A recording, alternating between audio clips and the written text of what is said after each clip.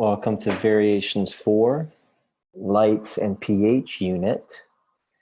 We'll be covering questions 8, 9, and 10 in this video. That's the concepts of fluid spaces, a basic fluid balance calculation, and an overview of tonicity, isotonic, hypotonic, and hypertonic, and how they affect fluid shifts. Again, all the material covered can be found in your Lewis textbook. So if we look at number 8, what are the 3 fluid spaces of the body, and then some of the divisions within those spaces, specifically the ECF. We look at map number 2 here.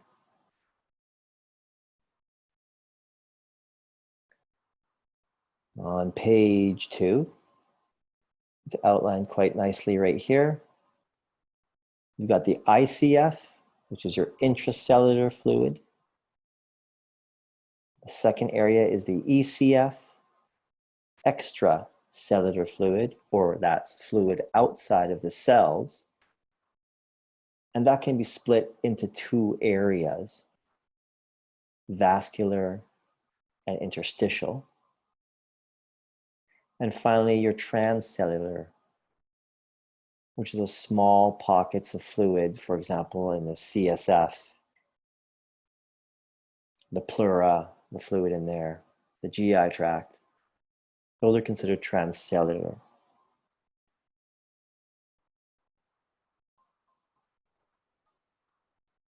Question number 9 asks us to look at a fluid calculation. It gives us the assumption, or the premise, 1 kilogram equals 1 liter of fluid. That's or a principle, I should say. That's an accepted principle. And if we just look at an example of how that might play out, you're keeping ins and outs for your patient, and somehow you manage to record they drank 2 liters of fluid today, they vomited 400 cc's, they voided 700 cc's, and they sweated 600 cc's, which of course would be impossible to calculate, but let's say you could. Then what's the fluid balance and all that? If you add up these numbers, you should get 300 cc's in the positive, and so they've gained 0.3 kilograms. Because insensible fluid loss is practically impossible to measure, weighing your patient daily is a much more reliable way of keeping track of what fluid has been retained or lost.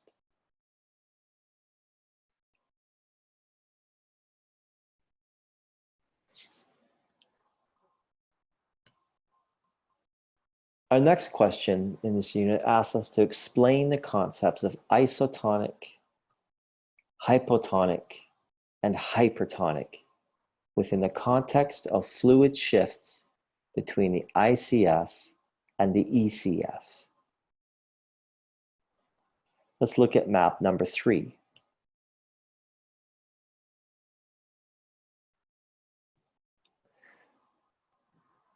Let's say you have 2 compartments of fluid, compartment A and compartment B. This is a bit faded here, but if you could see it clearly, you'd see that each compartment has equal number of solutes in it for the same amount of fluid. They are equal in terms of the number of solutes per milliequivalent of fluid. They have equal tonicity, we would say. Iso, the term iso means equal. So a term like isotonic fluid only makes sense when you're comparing it to something else. Tonicity is a relative concept. You need to be comparing 2 things. to say it's hyper, hypo, or iso. Because if I tell you this cup of water right here, A, is isotonic, you're going to say, compared to what? I might be able to pull a fluid out of the fridge that has more solutes in it. And then A wouldn't be isotonic. It wouldn't be the same.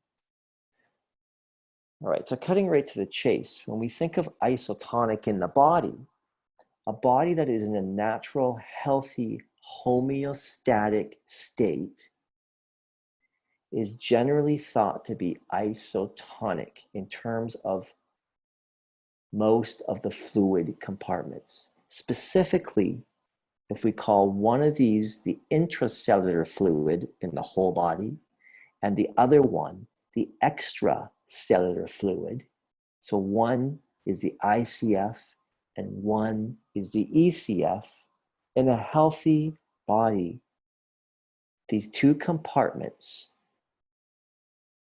that is ICF inside of the cells, all that fluid, and ECF, all that fluid in the tissues and in the vascular space, we say have equal tonicity. They are isotonic. In a healthy body, that's what we expect. Now, if you remember in the previous video, we talked about blood glucose and we started introducing the principle that fluid likes to go where there is a higher concentration of solutes. So to that end, I ask you, which one of these has a higher concentration of solutes?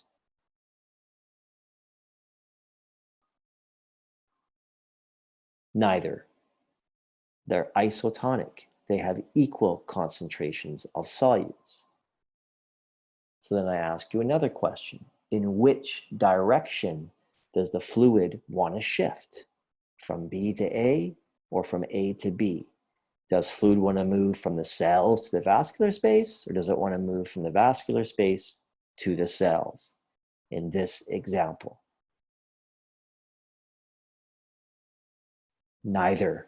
The fluid does not want to move in either direction because the tonicity is equal.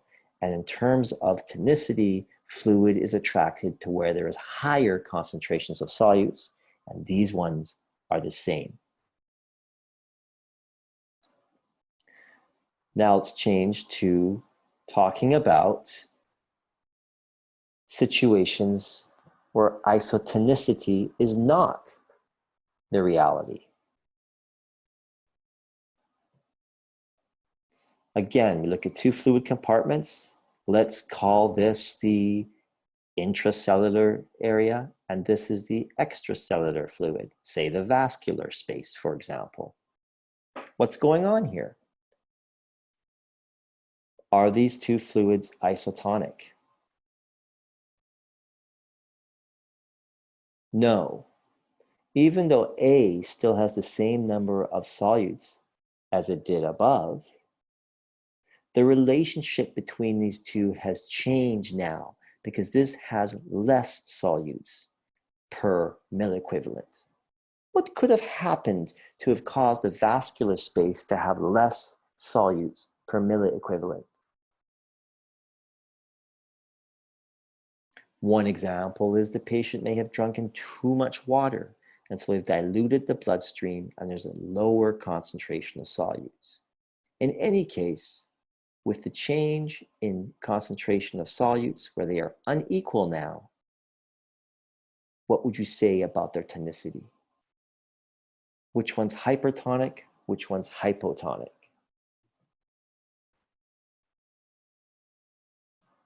Well, A in relation to B is now hypertonic. It has more solutes per milliequivalent. B is relatively hypotonic when compared to A. Less solutes per milliequivalent. So if this is the bloodstream, we're just saying, pretend that's the extracellular fluid of the bloodstream, and this is the intracellular fluid. Which direction does the fluid want to flow in terms of these two compartments?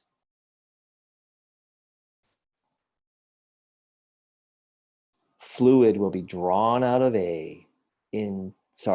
fluid will be drawn out of B into A. What would happen is someone's drunk all that water, vascular space is full, the concentration of solutes is lower, and water, if it had a brain, would express to us, hey, I want to go where there's more solutes. Where can that be? It moves through the tissue, maybe causing some edema along the way, and eventually starts entering the place where there's a higher concentration of solutes. In this case, we've called A the cells. So it starts to enter the cell. It goes, fluid will flow from a lower concentration of solutes to a higher concentration of solutes. And theoretically, it will continue to do that until the concentration between these two areas is the same.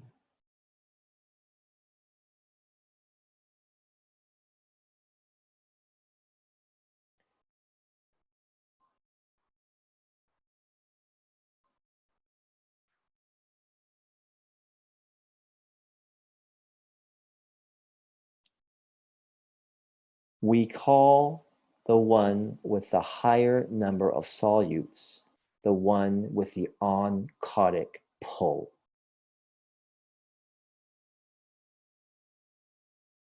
We call the movement of fluid through these membranes osmosis.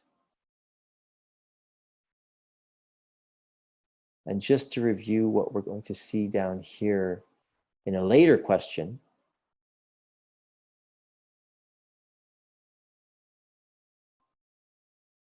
we'll save it for the later question. That concludes this video for now.